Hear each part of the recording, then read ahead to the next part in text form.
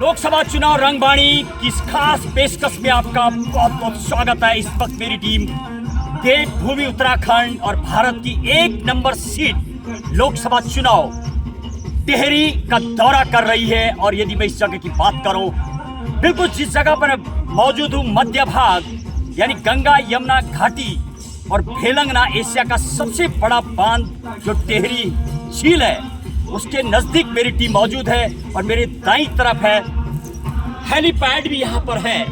बहुत खूबसूरत जगह, ये 44 जगह पड़ती है, सेंट्रल जगह। मेरे बाईं तरफ यमुना घाटी, दाईं तरफ गंगा घाटी।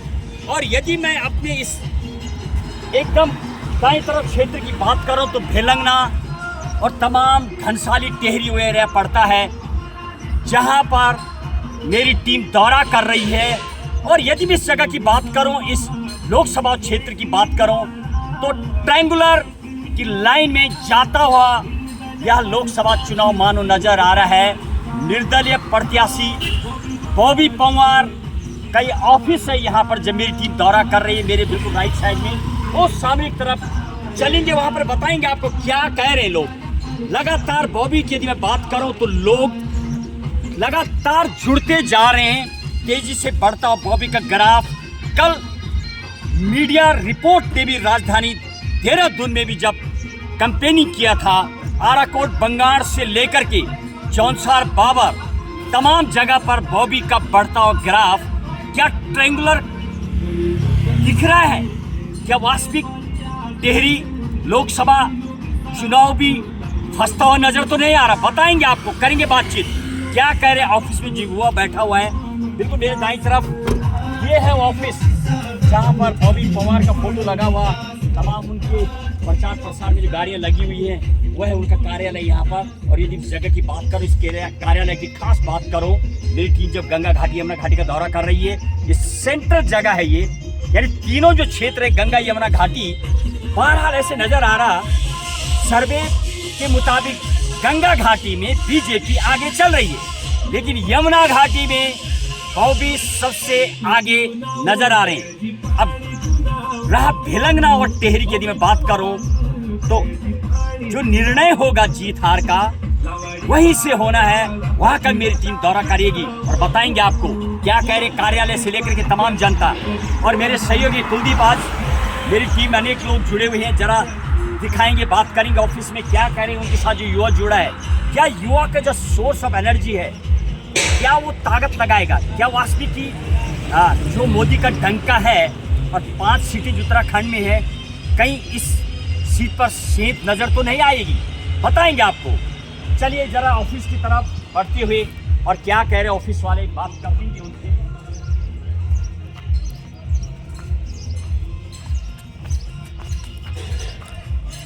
और इस तरीके से ये ऑफिस का दायरा, और यह आम जो निर्दलीय प्रत्याशी हैं, बहुत खूबसूरत दृश्य है। यहाँ से ये देखिए, फोकस दर्शकों के लिए जरा दिखाइए इस घाटी को।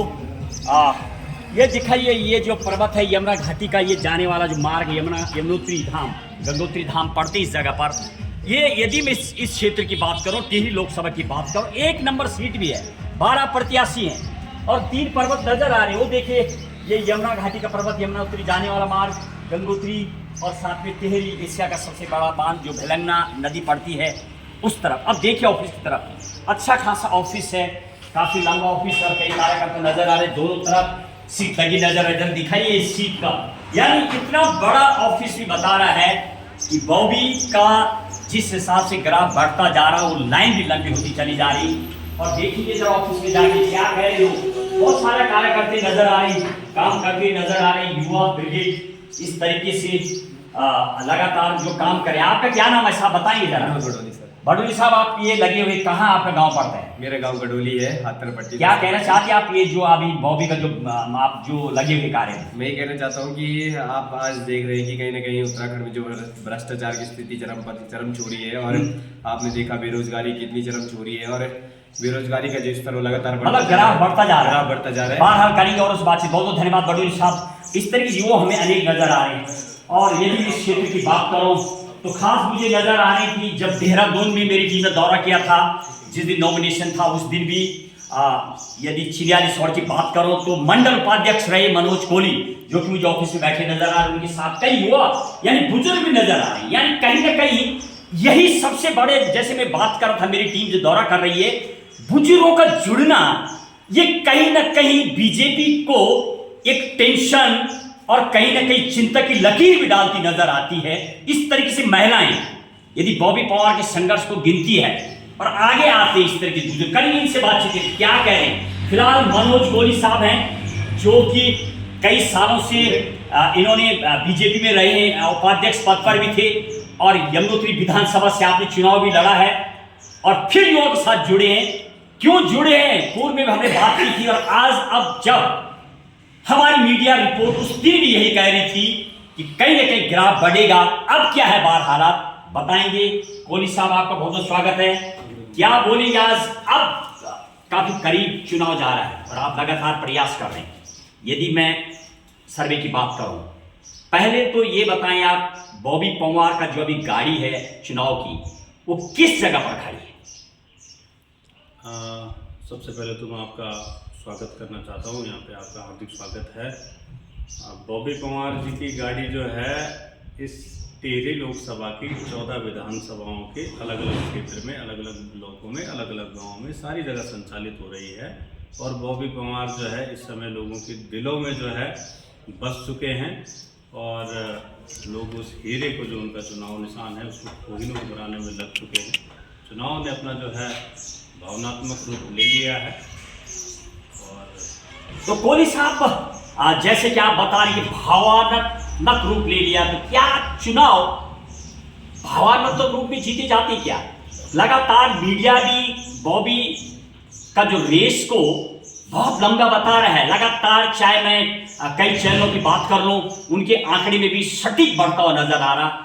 तो आपका जो, आप तो ग्राउंड पे काम कर रहे हैं और ऑफिस में नजर आ रहे हैं, क्या लग रहा है कहाँ पहुंच गया, कितनी वोट पड़ने वाली है, क्या है आगे? देखिए, ये तो सही बात है, लोग नहीं स्वीकारते हैं कि चुनाव राजनीति भावनाओं से नहीं होती है। भावनाओं से इसलिए नहीं होती क्योंकि आप देख रहे हैं चीज़ें प्रचलन में है, राजनीति अलग लेवल पे जा चुकी है, पैसे, दारू, मांस, इन सब चीज़ों पे जो है चीज़ों को ले जाया जाता है और जो एक दायरा होता है, प्रत्येक चुनाव में एक फिक्स अमाउंट खर्च करनी होती है। जैसे विधानसभा की बात करें तो उसमें 40 लाख होते हैं और लोकसभा की बात करें तो लगभग 90 लाख के आसपास आपको खर्च करने होते हैं। तो ये सब कैंडिडेटों के लिए कम पड़ जाते हैं, इसके कई गुना पैसा कैंडिडेट को खर्च करना पड़ता है और इस कारण वो भावनाओं, जनता की भावनाओं पे खरे भी नहीं उतरते, क्योंकि उन्हें इधर उधर से पैसे इकट्ठा करके और चीज़ों को करना होता है, फिर वो रिकवर भी करना होता है, उसके लिए वो फिर वो भ्रष्टाचार एकमात्र उनके पास विकल्प रहता है। और यही कारण है कि प्रदेश जो है सारी जगह भ्रष्टाचार आपको दिख रहा है। बॉबी पवार के संघर्ष को लोग सीरियसली ले रहे हैं, उन्होंने देखा है, उन्होंने साबित भी किया है, इसलिए जनता उनके साथ खुद जुड़ी है और वो जनता जो है खुद से पैसे दे रहे हैं। उनके स्कैनर पे जो है, उनके बारकोड पे लोग, उनके अकाउंट पे, गूगल पे के माध्यम से, अलग अलग माध्यम से लोग पैसे डाल रहे हैं। हमारा यहाँ पर भी जो चिन्याली के लोग हैं, बहुत लोगों ने उनको जो है पैसा दिया है और वो जो है डायरेक्टली उनके अकाउंट में गया है। कुछ लोगों ने अलग से भी जो है पैसा दिया है, लोग अपने अपने माध्यम से जो है खर्च कर रहे हैं। तो भावनात्मक चुनाव तभी बना है जब जनता की भावनाओं के अनुरूप उन्होंने काम किया है और अब वो जो है जनता जो है एक उनमें महसूस कर रही है कि नहीं, ये कहीं ना कहीं अच्छा लीडर है और जैसा लोग चाहते हैं, जैसा उत्तराखंड की, जैसा टिहरी लोकसभा की जनता चाहती है, वैसा वो कर रहे हैं और परिणाम बहुत सकारात्मक रहेंगे। चुनाव जो है काफ़ी अच्छी स्थिति पे जो है बॉबी पवार जी आज पहुंच चुके हैं। प्रत्येक आदमी की जुबान पे अब उनका नाम आने लग गया है। वो यूं ही नहीं आया, वो कई पैसे दे के नहीं आया, किसी को शराब पिला के नहीं आया है। उनकी काम को लेकर और जो वो अपनी बात रख रहे हैं उस कारण लोगों के बीच में वो आया है, लोग स्वीकार रहे हैं। कोहली साहब, क्या मैं मान के चलूं कि ये जो चुनाव एक ट्रायंगुलर में जाता नजर आ रहा है, ट्रायंगुलर बन चुका है या बन रहा है? हालांकि मेरी रिपोर्ट यदि मैं बात करूं तो हमारी मीडिया सर्वे के मुताबिक ट्रायंगुलर बनता नजर आ रहा है। कहीं ना कहीं बीजेपी मोदी का डंका भी है और ट्रायंगुलर का शेप नजर आ रहा। तो क्या ट्रायंगुलर, यदि मैं बात करूं त्रिशंकु आकार में, क्या बनेगा आपके मुताबिक? ये क्या एक शंकु रहेगा, ये क्या बन रहा है, बन चुका है, क्या बोलना चाहेंगे? नहीं, देखो, लोग अपने अपने हिसाब से जज करेंगे। आपने जो चीज़ें देखी है आप उस हिसाब से जज करेंगे। जो भाजपा वाले हैं वो भाजपा के हिसाब से जज करेंगे, जो कांग्रेस वाले हैं कांग्रेस के हिसाब से जज करेंगे। लेकिन ये जनता का चुनाव बन चुका है और जनता केवल बॉबी पवार को देख रही है। और बॉबी पवार सीधा मुकाबला तो भाजपा से था, लेकिन अब वो रानी साहिबा से हो रही है। कैंडिडेट रानी साहिबा है। मोदी जी को सब चाहते हैं, लेकिन मोदी जी के नाम पर ही रानी साहिबा को 2 बार और एक पहले उनको वोट दे चुके हैं। तो जनता अब जो है अपने आप को बहुत ज़्यादा उपेक्षित नहीं करेगी। उनके पास एक अवसर है और वो इस अवसर को बनाने के लिए तैयार बैठी हुई है जनता। तो उनके साथ युवा तो पहले ही बॉबी के साथ बहुत जुड़ी हुई, क्या अब बुजुर्ग और महिलाएं भी, जो संख्या है महिलाओं की बहुत ज़्यादा है, तो कैडर वोटर पे क्या सेंध लगा पाएंगे बॉबी के दलिया? देखिए साहब, परिवार में एक युवा बहुत महत्वपूर्ण उसमें होता है। वो महिलाओं से भी कनेक्ट होता है, अपने अभिभावकों से होता है, बड़े बुजुर्गों से भी कनेक्ट होता है।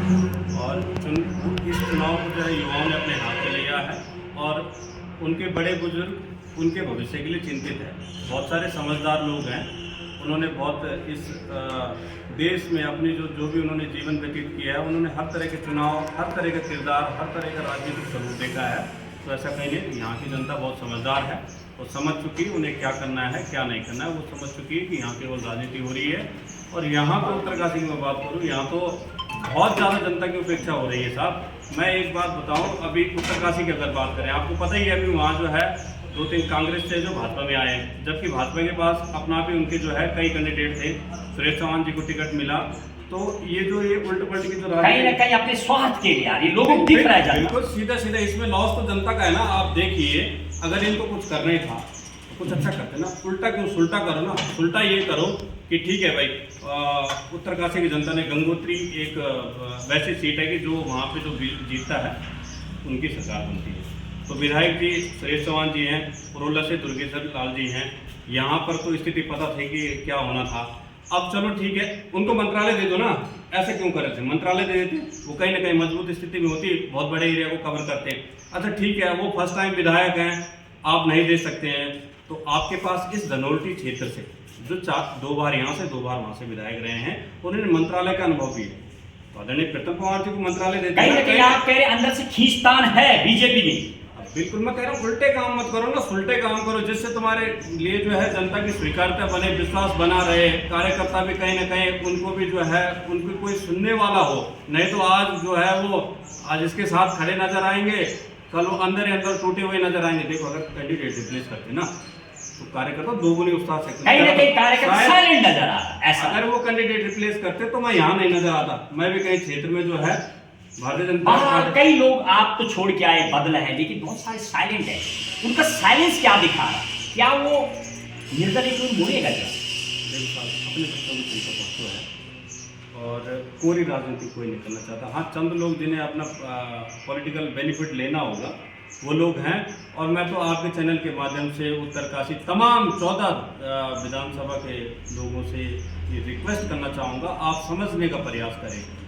जो भी भारतीय जनता को क्या मैसेज देना चाहते हैं? मैसेज सीधा सा मैसेज है कि यदि महारानी साहिबा जीतती है, आप अगर मोदी जी के नाम पे उनको जिताते हैं तो खुद से तो कोई नहीं चाह रहा है, लेकिन इनके जो कैंडिडेट जो जनता ने बना रखे, विधायक या जो अन्य नेतागण होंगे, तो ये अपनी परफॉर्मेंस दिखाने के लिए जनता के बीच में अंदर मीटिंग कर रहे हैं कि भाई जैसे भी कैंडिडेट जैसे भी पर आप जिताओ, नहीं तो हम तुम्हारे काम नहीं कर पाएंगे।